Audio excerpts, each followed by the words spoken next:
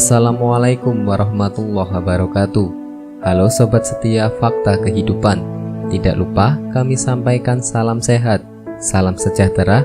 Semoga tercurah segala bentuk kebaikan dan juga kita semua dalam lindungannya. Seperti biasa, kita akan berbagi kisah dari yang unik, menarik sampai bikin nangis. Mari kita simak kisahnya.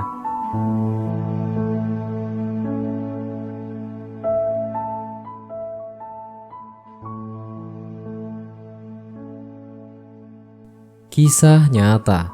Arwah wanita di Jakarta datangi pemandi jenazah saat maghrib, minta dimandikan.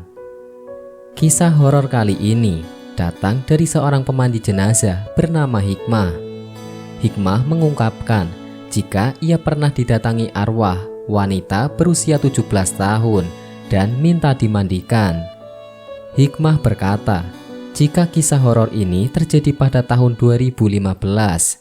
Saat itu, hari sedang gelap. Azan maghrib sebentar lagi berkumandang. Dilansir mapaibandung.com dari kanal YouTube kumpulan kisah horor dengan channel RJL 5, Hikmah mengatakan jika arwah wanita yang mendatanginya berdiri di depan rumahnya. Kejadian horor ini juga dilihat anaknya. Sang anak kemudian memanggil Hikmah dan berkata kepadanya jika di depan ada seorang tamu. Tamu tersebut berdiri di dekat pot bunga di pekarangan rumah Hikmah. Namun Hikmah berkata pada anaknya jika ia tak usah menghiraukan tamu tersebut. Sosok arwah wanita itu disebut Hikmah memiliki perawakan seperti anak remaja. Rambutnya terurai hingga bahu, namun ia tak pernah memperlihatkan wajahnya. Keesokan harinya, Hikmah mendapatkan panggilan dari sebuah panti. Ternyata ada satu jenazah yang mesti ia mandikan. Sesampainya di sana, betapa kagetnya Hikmah melihat jenazah yang ada di hadapannya. Terlihat sangat mirip dengan sosok yang datang ke rumahnya kemarin. Atau mungkin sosok kemarin itu adalah jenazah ini, ujar Hikmah menebak-nebak. Hikmah kemudian mencoba memperhatikan tubuh jenazah ini dari ujung kaki hingga ujung kepala, hingga akhirnya Hikmah sadar jika jenazah ini memanglah sosok arwah wanita yang kemarin bertamu ke rumahnya. Ternyata kamu memang minta dimandikan sama saya, tutur Hikmah mengakhiri kisah horornya tersebut. Ada juga kisah seorang perawat yang diganggu arwah pasien yang sudah meninggal. Kisah aneh tapi nyata dialami 3 orang perawat magang yang saat itu bertugas di salah satu rumah sakit di Bandung. Rita, Mahmud, dan Hani adalah perawat magang di sebuah rumah sakit di kota Bandung yang tidak disebutkan namanya. Kejadian menyeramkan ini baru saja mereka alami. Kisah ini diceritakan oleh Rita pada kanal YouTube Gusti Gina. Suatu hari, Rita, Mahmud, dan Hani harus masuk shift malam. Keadaan masih cukup ramai waktu itu. Koridor dipenuhi keluarga pasien, dokter, dan perawat yang masih beraktivitas seperti biasa. Hingga waktu sudah menunjukkan pukul 02.00 dini hari. Lalu rasa kantuk menyelimuti mereka. Rita beristirahat sejenak, tapi Mahmud dan Hani masih terjaga. Mahmud, tidur sebentar ya, merem aja, kata Rita. Iya Rita, gak apa-apa. Han, jangan tidur ya, temenin, ucap Mahmud. Meskipun Rita tertidur, ia masih dapat mendengar obrolan dan suara di ruangan mereka. Beberapa menit kemudian, terdengar suara indikator bel pasien. Salah satu pasien dari ujung kamar membutuhkan bantuan perawat. Hani yang mendengar suara bel tersebut berinisiatif untuk pergi ke sana. Rita yang kemudian terbangun ingin menemaninya. Saat dini hari, suasana rumah sakit ini terasa sangat sepi. Tidak ada seorang pun di koridor. Rita dan Hani yang masuk ke kamar pasien melihat lampu yang padam. Beberapa pasien memang menyukai lampu padam saat tidur.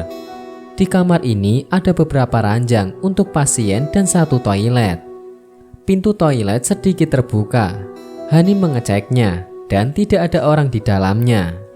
Hanya ranjang yang paling ujung dekat dengan jendela yang tertutup gorden.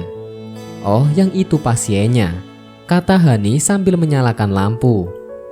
Mereka segera pergi ke ranjang pasien tersebut. Rita cukup ketakutan karena kamar yang cukup besar ini hanya diisi oleh satu pasien.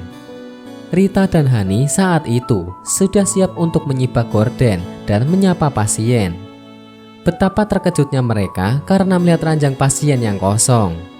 Rita melihat Hani dan menyadari kalau tidak ada satu orang pun di kamar ini. Hani yang panik segera berlari keluar, meninggalkan Rita sendirian. Rita diam mematung dengan kaki yang masih lemas. Ia memberanikan diri untuk mengecek keadaan sekitar, namun tidak ada tanda-tanda keluarga pasien. Berusaha untuk tenang, Rita kemudian mematikan lampu dan keluar dari kamar itu. Pikiran Rita kalut, badannya panas dan darah seolah naik ke ubun-ubun. Sesampainya di ruang jaga, Mahmud berusaha untuk menenangkan Hani. Mereka tidak menceritakan kejadian ini kepada Mahmud karena masih dini hari. Waktu berlalu dan menunjukkan pukul 03.00. Rita tiba-tiba ingin pergi ke toilet. Ia meminta tolong kepada Hani dan Mahmud untuk menemaninya ke toilet karyawan karena masih ketakutan dengan kejadian di kamar pasien tadi. Toilet karyawan rumah sakit ini cukup terang dan bersih. Ada 4 bilik toilet di sini. Rita memastikan tidak ada seorang pun di toilet ini karena semua pintu bilik terbuka. Baru saja Rita masuk ke salah satu bilik, terdengar suara flush dari bilik kosong di sebelahnya.